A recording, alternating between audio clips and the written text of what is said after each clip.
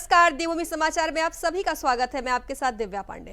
Bulletin की शुरुआत करेंगे। संयुक्त रोटेशन यात्रा व्यवस्था समिति की ओर से यात्रा के शुभारंभ के लिए एक कार्यक्रम आयोजित किया गया, जिसमें मुख्य अतिथि रहे सीएम धामी और कैबिनेट मंत्री सुबोध उनियाल सहित विधायक प्रेमचंद अग्रवाल ने यात्रियों की बसों को हरी झंडी दिखाकर उसे रवाना किया। तो इस मौके पर बड़ी संख्या में स्थानीय लोग और तीर्थयात्री भी मौजूद रहे। तो वहीं इस कार्यक्रम के दौरान सीएम पुष्कर सिंह धामी ने क्या कुछ कहा है, वो भी आपको सुनवाते हैं। बड़े चुनौतीपूर्ण ये यात्रा होती थी। मैंने पहले कहा कि इतना सारा काम आपके प्रधानमंत्री जी के नेतृत्व में होने के बाद भी अब भी ये यात्रा कठिन है। तो 72 वर्ष पूर्व जब इस समिति ने काम करना प्रारंभ किया होगा, तो उस समय पर्वतीय मार्गों का निर्माण व विस्तार तक नहीं हुआ था। तब से लोग चारधाम यात्रा में अपना योगदान देते आ रहे हैं। ये सभी संस्थाएं सभी वाहन धारकों को समान अवसर देते हुए यात्रा के ट्रैफिक नियंत्रण में भी अपना अहम योगदान देती हैं। और मैंने इस बार हमारे सभी अधिकारियों से, जो चारधाम यात्रा में मुख्य रूप से जिनका दायित्व है, जिनकी जिम्मेदारी है, कि लगातार हमारे जितने हितधारक हैं, जो भी यात्रा को संपन्न कराने में अपना योगदान देते हैं, यात्रा को चलाने में योगदान देते हैं, उन सभी से लगातार संवाद स्थापित किया जाए, लगातार उनसे बातें की जाए। मैं इस अवसर पर इन सभी संस्थाओं से जुड़े हुए सभी व्यक्तियों का दिल की गहराइयों से आप सभी का आभार व्यक्त करता हूँ, आप सबका धन्यवाद करता हूँ। भाइयों बहनों, आदरणीय प्रधानमंत्री जी के नेतृत्व में आज देश के अंदर अनेक ऐतिहासिक कदम उठाए जा रहे हैं। चारधाम यात्रा को और बेहतर बनाने के लिए भी कई कदम उठाए गए, जहां मैंने बताया कि हेमकुंड साहब, केदारनाथ का ropeway, Chardham all weather road है, हमारे यहाँ की हवाई सेवाएं, स्वास्थ्य सेवाएं, अनेक काम हुए हैं। वहीं केदारनाथ का जो 2013 की आपदा के बाद जिस प्रकार से बाबा केदार का पूरा प्रांगण क्षतिग्रस्त हो गया था और यात्रा कुछ हजारों में रह गई थी। भाइयों बहनों, जहां एक तरफ मास्टर प्लान के तहत नवनिर्माण और पुनर्निर्माण का कार्य वहां संपन्न होने जा रहा है, भव्य केदार और दिव्य केदार बन रहा है, वहीं भगवान बद्री विशाल का परिसर और उसके आसपास का क्षेत्र एक नए मास्टर प्लान के तहत एक नया स्वरूप भगवान बद्री विशाल के प्रांगण का होता जा रहा है। अनेक काम प्रधानमंत्री जी के नेतृत्व में हो रहे हैं और यात्रा उनके गुफा में प्रवास के बाद आज यात्रा की संख्या 22 लाख 25 लाख हो गई है केवल केदारनाथ में। इतनी बड़ी संख्या ये हमारे प्रधानमंत्री जी बाबा केदार के अनन्य भक्त हैं। इसलिए बाबा ने उनको अवसर दिया, बाबा ने अवसर दिया कि उनके नवनिर्माण और पुनर्निर्माण का कार्य कोई और नहीं करेगा, उनका अनन्य भक्त हमारे प्रधानमंत्री श्री नरेंद्र मोदी जी करेंगे। इसके अतिरिक्त अन्य भी बहुत सारे काम किए जा रहे हैं, चाहे चिकित्सा सुविधाएं हो, यातायात प्रबंधन हो, सुरक्षा व्यवस्था हो, इसको लगातार मजबूत करने का काम हो रहा है। हमारा प्रयास है कि जब भी कोई श्रद्धालु चारधाम यात्रा में आए तो उन्हें सभी आवश्यक सुविधाएं, ताकि वो बार बार उत्तराखंड आने का मन बनाए।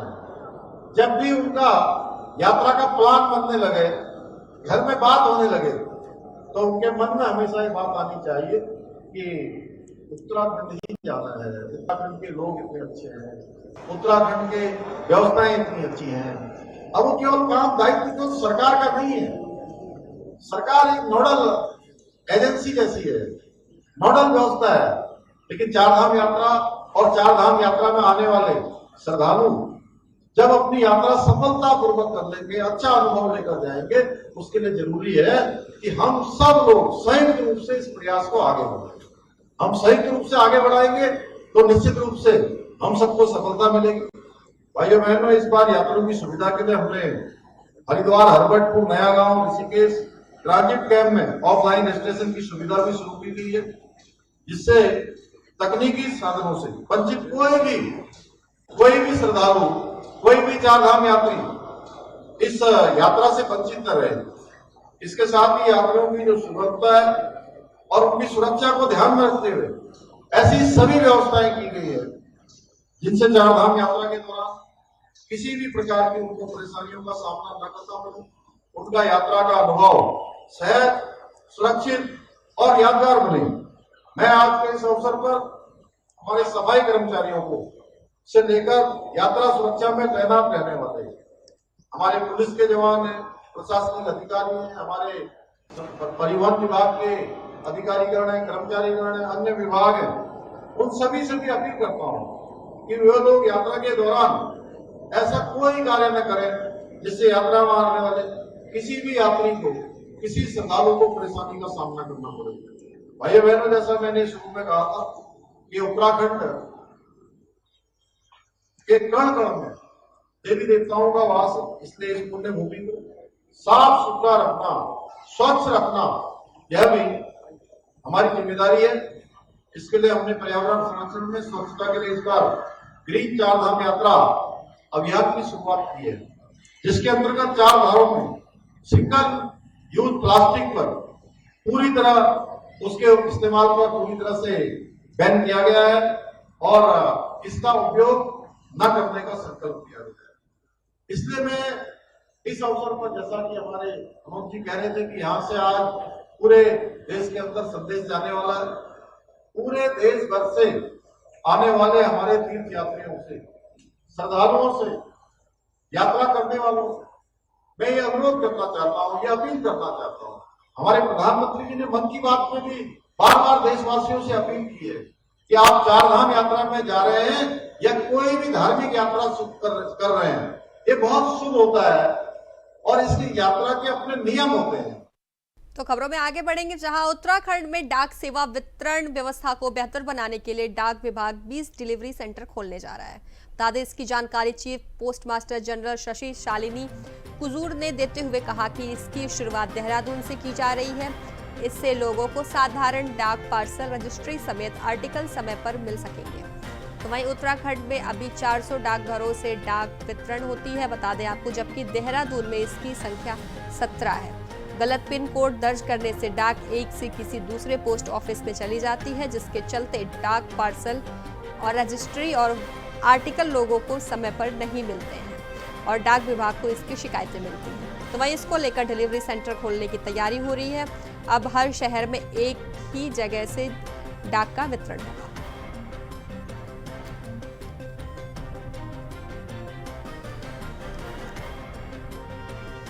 बता दें आपको, डाक विभाग को लगातार शिकायतें मिल रही थी, ऐसे में 20 डिलीवरी सेंटर डाक विभाग खोलेगा, जिससे लोगों को समय पर उनकी चिट्ठी, उनका पेन, उनका सब कुछ उन्हें मिल सके। तो वहीं आपको बता दें, डाक विभाग को लगातार शिकायतें मिल रही थी, शिकायतों का संज्ञान लिया गया है। तो वहीं 20 डिलीवरी सेंटर खोला जाएगा।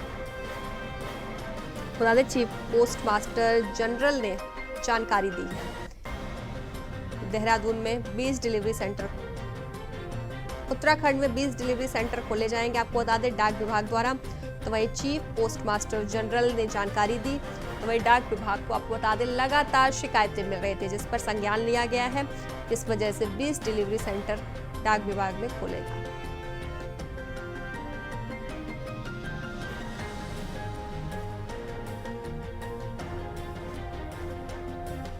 बता दें, जिसके चलते डाक पार्सल, रजिस्ट्री और आर्टिकल लोगों को समय पर नहीं मिलते थे। पहले ये समस्याएं आती थी, गलत पिन डाल देने से लोगों को दिक्कतों का सामना करना पड़ता था, समय से पोस्ट उनके पास नहीं पहुंच पाती थी, जिसको लेकर यहाँ शिकायतें लगातार मिल रही थी डाक विभाग को। तो वहीं इसको लेकर डिलीवरी सेंटर खोलने की तैयारी हो रही है। अब हर शहर में एक ही जगह से डाक का वितरण किया जाएगा।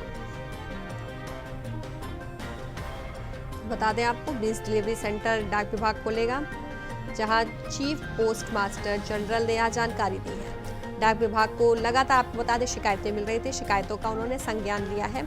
इसके बाद अब 20 डिलीवरी सेंटर खोला जाएगा। तो वही इस कार्य पर विस्तार से जानकारी देने के लिए हमारे साथ हमारे संवाददाता धनराज गर्ग देहरादून से जुड़ गए। धनराज, 20 डिलीवरी सेंटर डाक विभाग खोलेगा, क्या कुछ अपडेट है?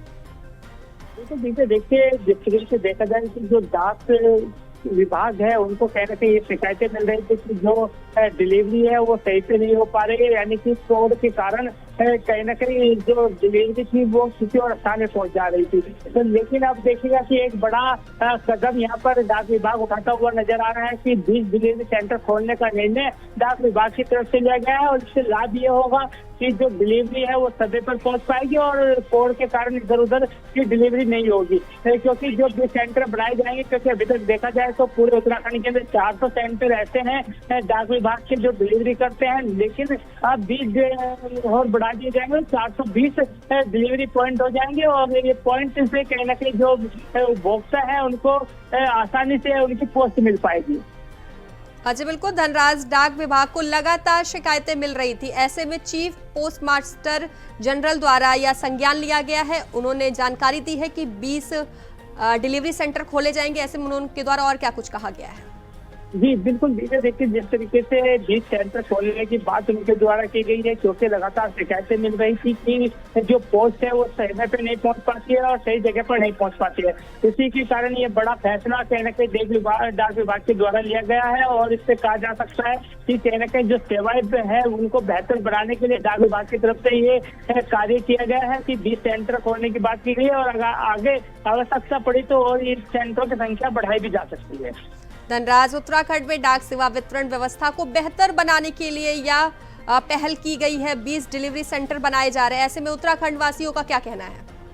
जी बिल्कुल, देखिए जिस तरह की ये बेहतर सेवाएं देने का काम डाक विभाग के द्वारा किया गया है, तो इससे कहने के जो आम जन मानस है उनके अंदर भी कहना कि देखने में आ रहा है कि उनका जो कहना है, उनका कहना है कि बिल्कुल सही निर्णय कहना कि डाक विभाग की तरफ से लिया गया है, क्योंकि अभी तक देखा जाए तो जो पोस्ट है वो तक नहीं पहुंच पाती थी और उनमें काफी घपलेबाजी देखने को मिलती थी, यानी कि डिलीवरी सही से नहीं हो पाती थी, तो जिसकी शिकायतें कहना कि उपभोक्ता द्वारा डाक विभाग को की गई थी। और ये बड़ा फैसला डाक विभाग की तरफ से लिया गया है कि 20 अन्य जो डिलीवरी पॉइंट है वो खोलने का निर्णय लिया गया है, तो इससे लाजमी है कि जो उत्तराखंड के वासी हैं उनको लाभ मिलेगा और उनकी जो पोस्ट है वो उनको मिल पाएगी।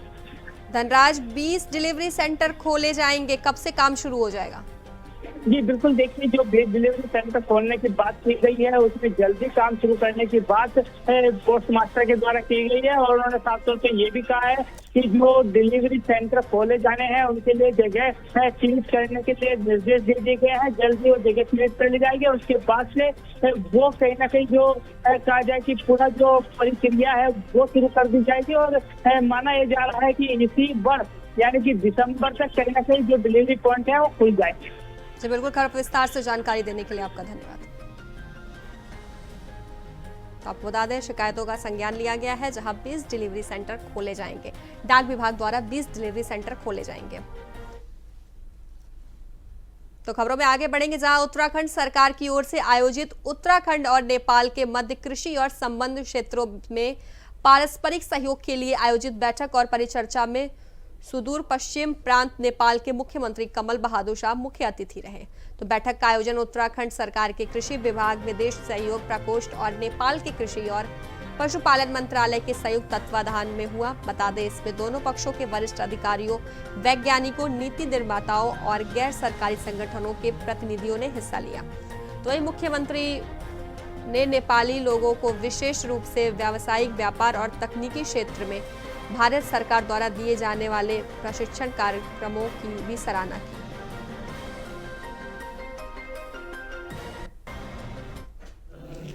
नेपाल सुदूर पश्चिम प्रांत के मुख्यमंत्री कमल बहादुर शाह के नेतृत्व में एक प्रतिनिधिमंडल, जिसमें वहाँ के कृषि मंत्री, वहाँ के माननीय विधायक सब थे, उत्तराखंड आए हैं। कैसे योजनाओं का आदान प्रदान हो, क्योंकि हमारे 3 जिलों की सीमाएं उधम सिंह नगर नेपाल, उधम सिंह नगर, चंपावत और पिथौरागढ़ की इस पश्चिम प्रांत से लगी हैं। हमारी भौगोलिक स्थिति, हमारी जलवायु एक जैसी है। कैसे हम मिलकर काम करें, इन पर चर्चा हुई है, क्योंकि आने वाले समय में एग्रीकल्चर, हॉर्टिकल्चर और रोमा का जहां इस प्रदेश के आर्थिकी को मजबूत करने में योगदान होगा, वहीं नेपाल भी मजबूत होगा, क्योंकि नेपाल का मजबूत होना भारत भी मजबूत होगा, क्योंकि नेपाल का अधिकतर सामान का आवागमन का साधन निर्यात भारत से होता है, इसलिए नेपाल का मजबूत होना बहुत ज़रूरी है।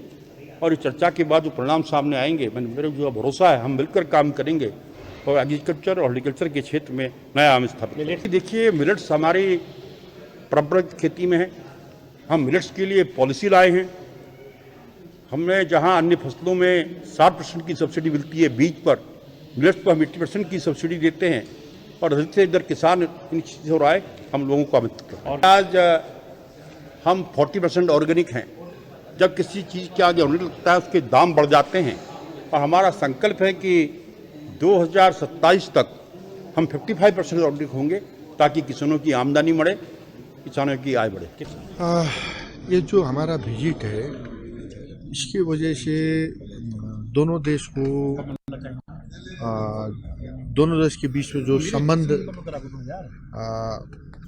बहुत सालों से ऐतिहासिक रूप में जो संबंध था उसको ठप मजबूत कराने के लिए ये विजिट का महत्वपूर्ण भूमिका रहेगा।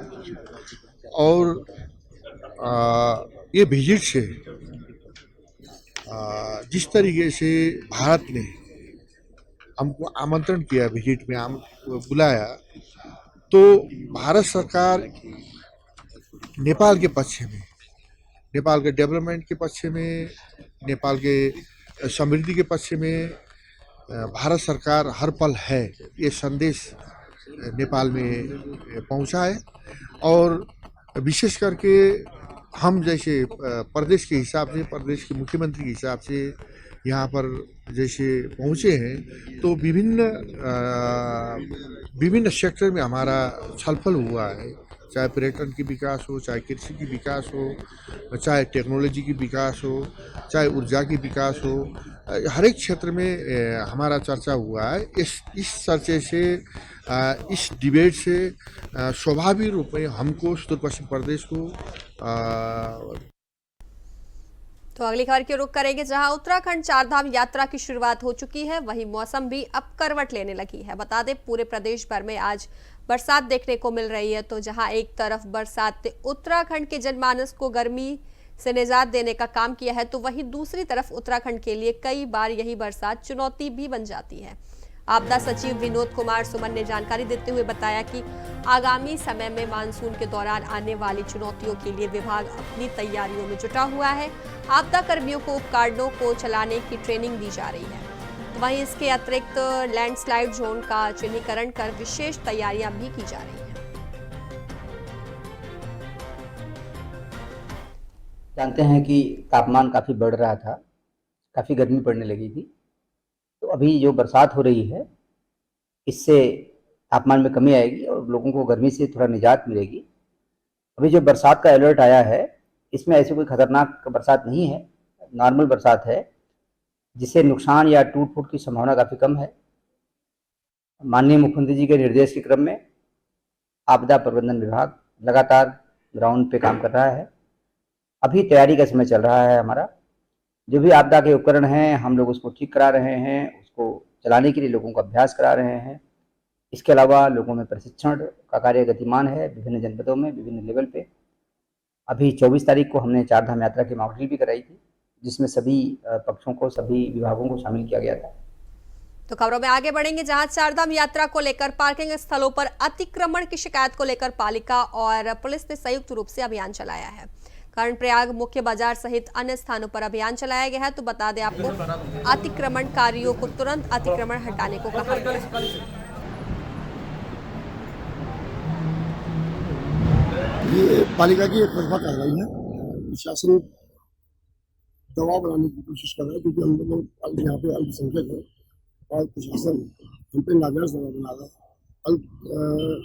पूरे देश में कहीं भी लोहा हमेशा सड़क के साइड में ही आसपास ही होता है, जहाँ पे लोडिंग आसानी से हो जाए। ऐसी व्यवस्था सभी जगह है, तो उसी व्यवस्था के तहत ये रखा था। लेकिन कुछ राजनीतिक लोगों के दबाव के चलते प्रशासन दबाव में है और हम पे नाजायज दबाव बनाया। तो अगली खबर की रुख करेंगे, जहां चारधाम यात्रा की शुरुआत होते ही उत्तराखंड प्रशासन ने सुरक्षा और यातायात व्यवस्था को सुचारू करने के लिए कड़े कदम उठाए हैं। बाहरी राज्यों से आने वाले वाहनों को अब उत्तराखंड की सीमा में प्रवेश से पहले ग्रीन कार्ड लेना अनिवार्य कर दिया गया है। तो बता दें आपको, रुड़की ARTO कार्यालय द्वारा नरसन बॉर्डर पर ग्रीन कार्ड बनाने की पूरी व्यवस्था कर दी गई है। तो यहाँ अधिकारियों की टीम लगातार निगरानी कर रही है और वाहनों की जांच की जा रही है। तो वहीं बिना ग्रीन कार्ड के किसी भी बाहरी वाहन को उत्तराखंड में प्रवेश की अनुमति नहीं दी जा रही है। बता दें, चारधाम यात्रा की शुरुआत हो गई है। बाहरी वाहनों के लिए ग्रीन कार्ड अनिवार्य हो गया है, जहां चारधाम यात्रा को लेकर प्रशासन अलर्ट मोड पर नजर आ रहा है।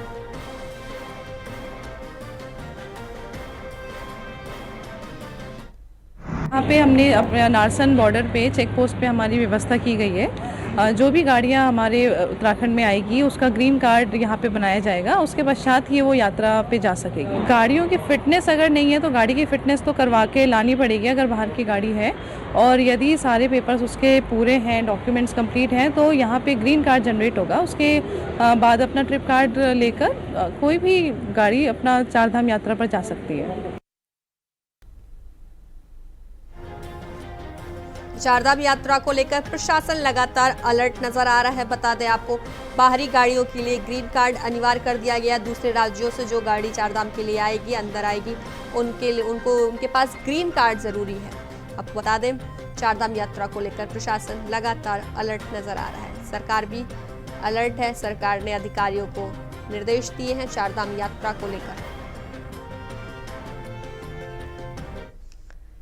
तो वहीं उत्तराखंड के पूर्व बीजेपी विधायक मुकेश कोहली ने नैनीताल में हुए दुष्कर्म के मामले में बड़ा बयान दिया है। बता दें, उन्होंने नैनीताल में चल रहे किशोरी के साथ दुष्कर्म के बाद सांप्रदायिक मामलों पर कहा है कि सनातन धर्म को अगर छेड़ेंगे तो वह छोड़ेंगे नहीं।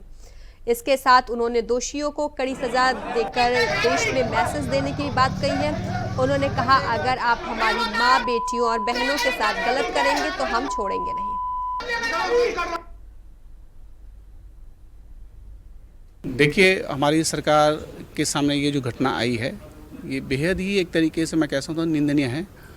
और एक वर्ग विशेष के द्वारा अगर इस प्रकार का काम हो रहा है तो मैं व्यक्तिगत तौर पे कह रहा हूँ कि आदरणीय जो हमारे मुख्यमंत्री जी हैं, मैं उनसे भी अपील करूँगा और हम लोगों ने कहा भी है कि एक जो वर्ग विशेष है, अगर वो इस तरह का काम कर रहे हैं तो निश्चित तौर पर उनको कड़ी सज़ा दी जानी चाहिए और सख्त से सख्त कार्रवाई करनी चाहिए, ताकि एक संदेश जाए। देखिए, ये देश सबका है और मैं ये कहता हूँ कि हम हिंदू सनातन धर्म के लोग हैं। हम अगर किसी को गलत नहीं कह रहे हैं तो किसी भी धर्म के लोग फिर हिंदू सनातन धर्म को छेड़ने की कोशिश नहीं करनी चाहिए। मैं सीधा सीधा कहता हूँ कि अगर छेड़ेंगे तो फिर छोड़ेंगे नहीं। तो ये तय हो जाना चाहिए कि आप अपने धर्म का पालन कीजिए, आप अपने हिसाब से चलिए, हमको हमारे धर्म का पालन करने दीजिए। लेकिन अगर आप हमारी माताओं, बहनों, हमारी बहू बेटियों के साथ अगर गलत करेंगे तो फिर हम आपको छोड़ने वाले नहीं। तो खबरों में आगे बढ़ेंगे, जहां केंद्र सरकार ने 30 अप्रैल 2025 को हुई कैबिनेट बैठक में आगामी जनगणना में जातिगत जनगणना को शामिल करने की मंजूरी दी है।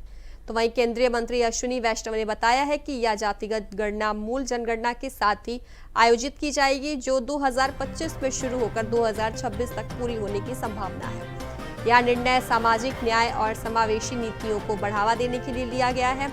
वहीं इस कदम को विपक्षी दलों जैसे कांग्रेस और राजद ने अपनी मांग की जीत के रूप में देखा है, जो लंबे समय से जातिगत जनगणना की वकालत कर रहे थे।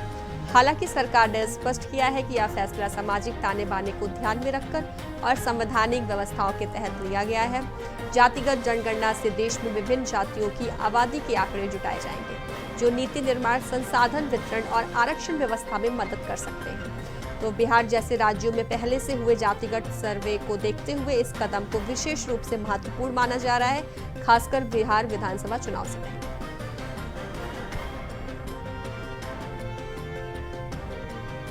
बता दें, जातिगत जनगणना को मंजूरी मिल गई है, केंद्र सरकार ने मंजूरी दी है। ऐसा है कि जातिगत जनगणना हिंदुस्तान के अंदर जब यहाँ ब्रिटिश काल था 1931 तक जातिगत जनगणना हुई, और उसके बाद कांग्रेस के शासनकाल में भी एक बार जातिगत जनगणना हुई थी, लेकिन उसके आंकड़े जारी नहीं किए गए। वर्तमान समय में देश की ये आवश्यकता थी।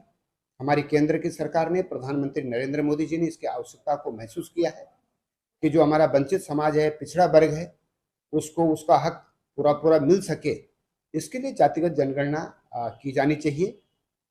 2021 में जातिगत जनगणना देश के अंदर होनी थी, लेकिन कोरोना के कारण वो नहीं हो पाई और अब 2026 में जातिगत जनगणना ये होनी प्रस्तावित है। तो जनगणना प्रारंभ होने से पहले केंद्र सरकार का ये निर्णय स्वागत योग्य है, सराहनीय है।